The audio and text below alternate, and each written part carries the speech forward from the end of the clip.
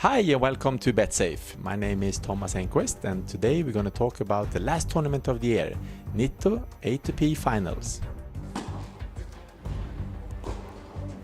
Yes, hello and welcome. And after 66 tournaments in 31 countries, it's time for the ATP final in U2 Arena in London. And it's a new experience for 4 of the 8 players in the field.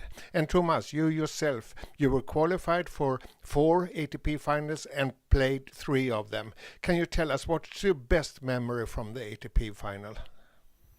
Yeah, I mean, it's of course it's an unbelievable feeling to qualify. I mean, that's something that obviously has a little bit as a goal in the beginning of the season, and it's of course it's a kind of a receipt on how well you have done played throughout the year, and to be able to qualify from around the 8 best players in the world is obviously a very, very nice feeling for all the players there. And personally, my favorite part of my time I played in the ATP finals was the first year when I played in Frankfurt.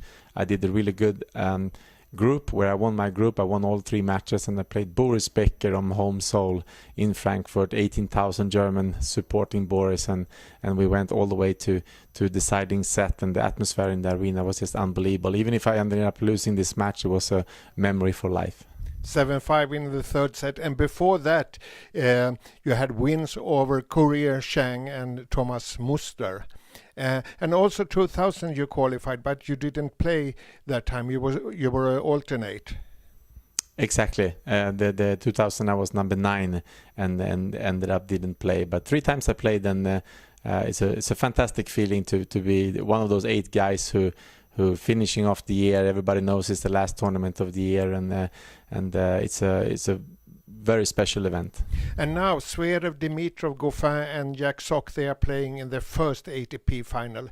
Do you think is it extra pressure on those 4 guys?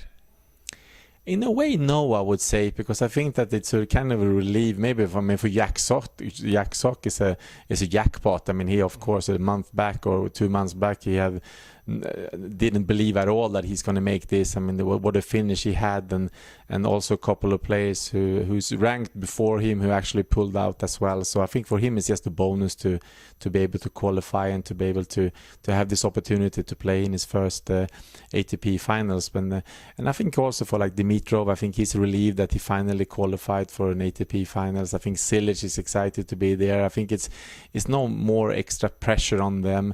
I think all the pressure is kind of Federer and Nadal. I mean, they've been dominating the whole year. Everybody expects them to win. I think they expect them to win themselves, and I feel that they are the players that have the most pressure on them, and I think the rest of the field is happy to be there, and I think it's just seeing this as an opportunity. And we should say that David Goffin has some experience from last year when he was an alternate and played 1 match when he replaced Gaël Monfils. Yes, talking about Jack Sock, but before Paris Masters, we talked there were 2 spots. 2 spots left to fill, and David Goffin had a grip of 1 of them. But then we talked about Kevin Anderson, we talked about Sam Querrey, we talked about Joan-Martin Del Potro and some other guys, but we didn't mention Jack Sock, and he grabbed the 8 last spot. What do you say? How big surprise was it, Thomas? Yeah, it was a very big surprise, I would say. I believed, even if Del Potro was kind of not far behind, but when we talked about it, he haven't played as good already on the Asian tour, which he did. But I felt like he played so well in the US Open. He was healthy, so I felt like he had a good chance. It's his surface, his quick hardcourt surfaces, his indoors.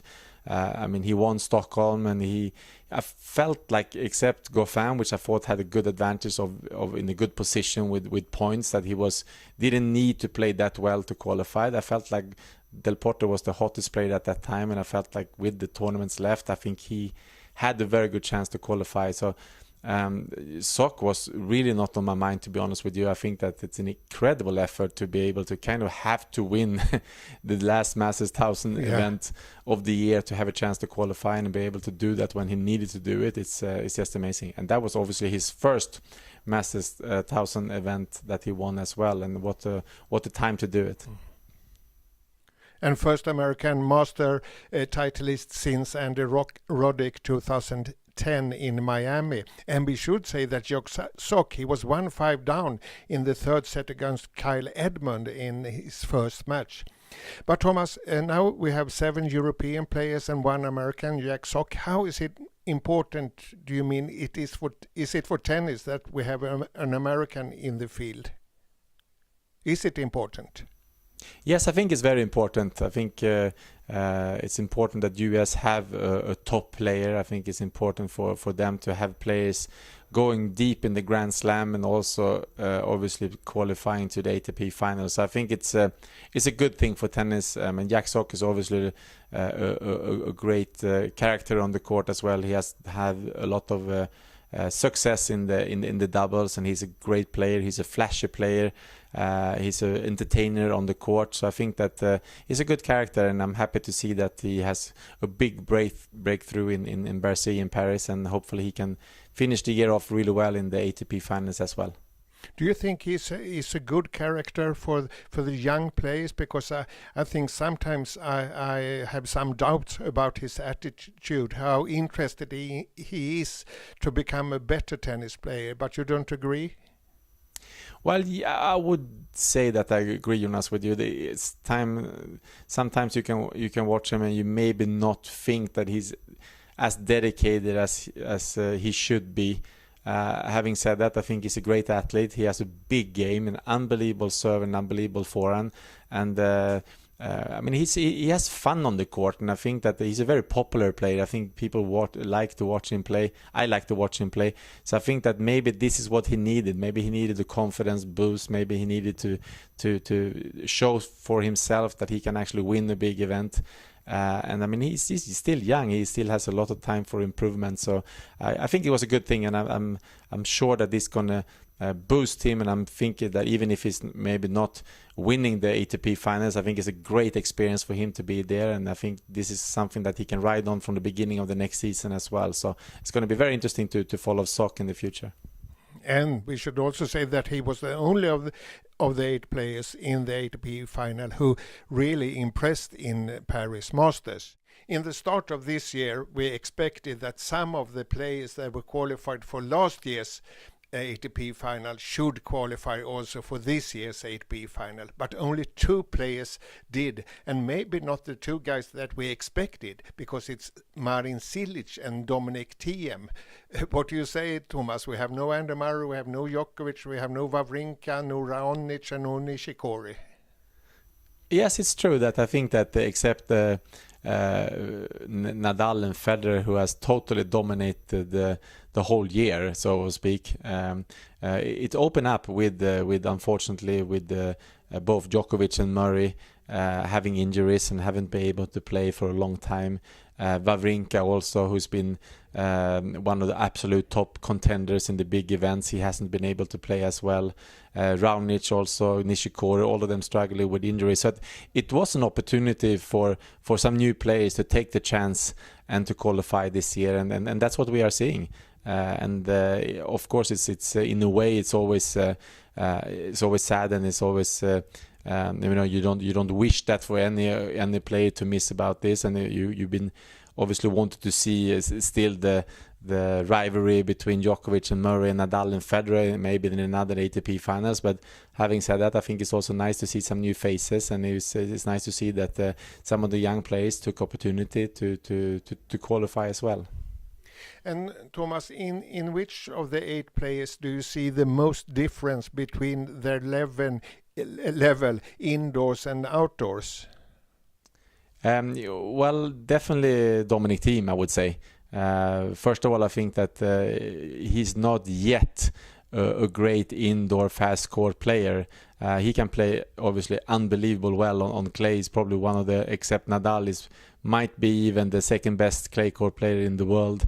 I would say that on slow hard court outdoor he's still playing also really, really well. But on the faster court, faster hard court, where you see on the American hard court season, where you see on the Asian tour, and we definitely see when you play indoors, he hasn't yet been able to adjust his game into those surfaces, and I think that it's something that obviously I know he's working hard on. He's trying to move in his position and try to play a little bit closer to the baseline and to work on his return. But if I had to say one player, I would say that the biggest difference between surfaces, between Dominic Thiem on clay or on a little bit faster court indoors, by far of the players who has qualified this year, that's the biggest difference. In this ATP finals, I would say that Roger Federer is a very big favorite coming into this finals. I think he has played the whole year absolutely fantastically. He has won 2 Grand Slams, he has won Master Series events. He's after Nadal in the rankings, he's number 2 in the world, but if you see that he has beat Nadal the last 4 times they played.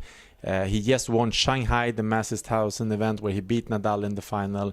He just won Basel, I think for the 8th time or something like this, where he beat Del Potro in the final. He pulled out of Bercy, but I'm thinking more or less that he maybe wanted to save some energy, or at least didn't want to take the risk to be injured in the ATP final. So I think for me, he's by far the best player at the moment, and indoors on a fast surface like this, for me, he's the biggest favorite. And he has already 6 titles in the ATP finals and another 4 finals. It's amazing. It's absolutely amazing. Every time you speak about Roger Federer's record, I mean, it's just incredible what a career he has and how many times he has won all these big titles. It's just unbelievable. And this is another one, you already said it, he has won this ATP finals 6 times already. And I think, again, like for me, he's the biggest favorite to take his 7th title in London next week. And his biggest contender? I would say Nadal, even if he's of course a little bit worried when he pulled out of Bercy with the knee injury. But again, I mean, he's the best player in the world. He's number 1 in the world. He has won 2 Grand Slams this year. It's been him and Federer who has played the best throughout the year. Even if he hasn't won an indoor title since Madrid, and the only one in his career actually. I think that sooner or later he's gonna win one time. I think the ATP finals, and of course he has a chance this year, but I still have him behind Federer. Anyone else you will mention in? Well, I feel like Zverev. I've been thinking about, like, I think that Zverev would have one more really good event this year. He hasn't played as well as I thought he's going to do in the indoor tournaments. But he has a great game for indoor tennis. He has a big serve. He likes the fast courts. Also a guy like Cilic, we know when Cilic is serving well, when he finds his rhythm in his serve, he's a very difficult player to beat. And he also has he has won the against the best players in the world and against the big names, and he's also has the age and the routine of playing big matches. But if the 2 contenders for me, except Federer and Nadal, would be Cilic and Zverev. And Zverev, it seemed that he ran out of gas in Paris, and Cilic, he was very shaky when he lost to Beneteau. Do you think that Cilic will ever have control over his nerves? I think so when he plays. I mean, it's always difficult to say, but I think that I think he showed that leading up to going all the way to Wimbledon final. It was a lot of big matches he played during that Wimbledon this year, and he did that very, very well. And also I think that in case he would qualify from the group and play either Nadal or Federer in the potential semi-finals, I have a feeling like he has nothing to lose more, kind of. When he plays like Beneteau or somebody else where he has the pressure on winning, it's a different story. Here, if he can qualify from the group and he will play Nadal or maybe Federer, I think he can really get out there and swing free, and he's a very difficult player to beat when he's serving well. So I think that definitely one of the outsiders, I would say, behind Federer and Nadal. Great, Thomas. And then I say thank you for this year to you, former world number 4 Grand Slam finalist Thomas Enqvist, who has been Betsafe's expert during 2017 and before 20 tournaments. I have done an interview with you, and it has been really fun and joyful, and maybe we meet each other next year. Yes, thank you very much, Jonas. Always a pleasure to working together with you, and thank you all the viewers and listeners to watching us, and hopefully we will see you soon again. Thank you very much.